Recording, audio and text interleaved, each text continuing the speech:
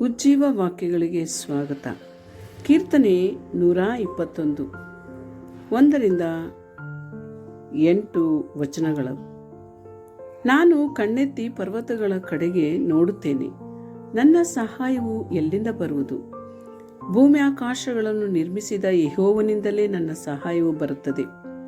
ಆತನು ನಿನ್ನ ಪಾದಗಳನ್ನು ಕದಲಗೊಳಿಸದಿರಲಿ, ನಿನ್ನನ್ನು ಕಾಯುವವನು ತೂಕಡಿಸದಿರಲಿ. ಇಗೋ, ಇಸ್ರಾಯೇಲರನ್ನು ಕಾಯುವಾತನು ತೂಕಡಿಸುವುದಿಲ್ಲ, ನಿದ್ರಿಸುವುದಿಲ್ಲ.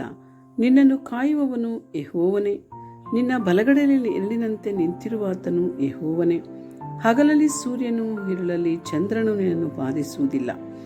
ಯೆಹೋವನು ನಿನ್ನನ್ನು ಎಲ್ಲ ಕೇಡಿನಿಂದ ತಪ್ಪಿಸು. ನಿನ್ನ ಪ್ರಾಣವನ್ನು ಕಾಯುವನು. ನೀನು ಹೋಗುವಾಗಲೂ ಬರುವಾಗಲೂ ಇಂದಿನಿಂದ ಸದಾಕಾಲವೂ ಯೆಹೋವನು ನಿನ್ನನ್ನು ಕಾಪಾಡುವನು. ಆಮೇನ್.